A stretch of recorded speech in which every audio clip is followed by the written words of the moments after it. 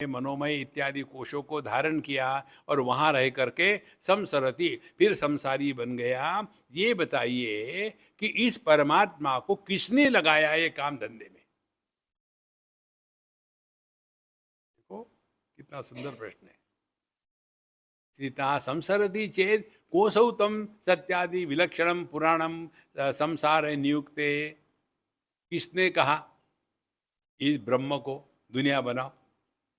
काहे को बनाई दुनिया? देखो, किम अन्येन स्वयमेति चेत, क्या कोई और है जिसने ब्रह्म को परमात्मा को कहा दुनिया बनाओ? ऐसा कुछ है कि स्वम एवं, या उसने अपने आप ही बना ली? यदि अपने आप ही बनाई तो किम वास्य नाना योनिषु प्रवर्तमान से कार्यम प्रयोजनम। और समझो उसने अपने आपने बनाई है, इतनी सारी योनियां है। देखो, उद्भिज, फिर अंडज, जरायुज इत्यादि जो चार योनियां है, ये योनियां इतनी काहे को बनाई? क्या उसका प्रयोजन है? प्रवर्तमान से कार्यम प्रयोजनम किम, क्या प्रयोजन से ये पूरी की पूरी दुनिया में, अथवा नाना योनिषु प्रवर्तमानस्य तूष्णीम तूष्णीभूत से स्वे महिमनी स्थितस्य संसार अनुप्रवेशे असुखम अनथ जातम वा। या क्या कारण है कि जो स्वयं अपनी ही दुनिया निर्माण करी पूरी, और फिर उसमें यदि वो तूष्णीभूत से, वो अपने में यदि तुष्ट है, तो स्वे महिमनी स्थितस्य, अपने आप में जो परिपूर्ण है, संसार अनुप्रवेशे असुखम अनस जातम, फिर संसार में प्रवेश करके फिर दुखी हो रहा है और परेशान हो रहा है। ये झमेला क्यों निर्माण किया? ये कोई अपने प्रश्न है। जी?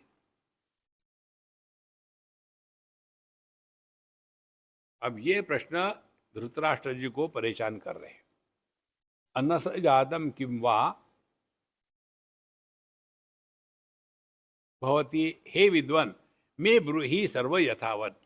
इसीलिए हे सनत कुमार जी महाराज, ये सब का सब मुझे विस्तार से बताइए। यथा च ब्रह्मविदाम एकः पुंडरीको भगवान याज्ञवल्क्यः तथा एव सर्वस्य सृष्टिम उक्त्वा तसेव जीवात्मत्व उपगम्य यदेदं स कथम ब्रह्मन् पापयोनिषु जायते ईश्वरस्य कथम भावहि अनिष्टैः संप्रयुज्यते इति कोसो नियुङ्क्ति इति अनेन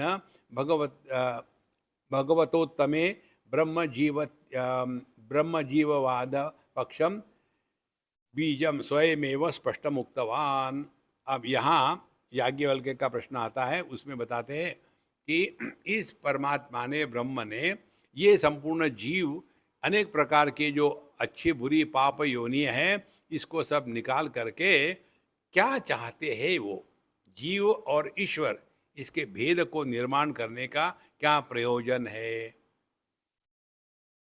ऐसा पूछने के बाद फिर अब ये पहले ये प्रश्न था धृतराष्ट्र का, इसके उत्तर में देते हैं सनत कुमार जी। दोषो महानत्र विभेद योगे ह्यनादि योगे न भवन्ति नित्याः तथास्य नाधिक्यमपैति किंचित अनादि योगे न भवन्ति पुंसः। अब इसमें ये बहुत सूक्ष्म और विस्तार का विषय है। दोषो महानत्र विभेद योगे। एक बार मैं ये जजेस के बीच में था, तो मैंने एक सज्जन को पूछा, बड़े अच्छे हमारे बड़े घनिष्ठ मित्र हैं। हमने कहा आप लोग लिखते तो हो जस्टिस अग्रवाल, लेकिन आप जस्टिस कभी नहीं करते, आप जजमेंट देते हो। Every judgement is not a justice. तो क्या मतलब है आपका जस्टिस लिखने का? तो उन्होंने कहा स्वामी जी ये प्रश्न पहली बार मैं सुन रहा हूँ। हमने कहा मैंने आपसे पहली बार ही पूछा है। फिर उन्होंने बताया कि हम जो जजमेंट देते हैं उसके पीछे हमारे देश का जो संविधान है उसमें जो जो नियम है उन नियमों के अंदर में रहकर ही हम सोच सकते हैं। हम नियमों के बाहर जा कर के सोच नहीं सकते, वो हमको स्वातंत्र नहीं है। हमको कई बार मालूम है कि ये गलत है, लेकिन हम उन नियमों से बांधे हैं, तभी तो नियम की व्यवस्था चल सकती है। इसी प्रकार से हम जो विचार करते हैं, विचारों के पीछे कौन से नियम है? जो हमको अच्छा लगा वो, उसके पीछे कौन सा आधार है? तो आधार है कि हम हमारे वेद, उपनिषद, गीता, पुराण इत्यादि को साथ में रख करके उनके नियमों के अनुसार ही विचार करें, अपने मर्जी से नहीं।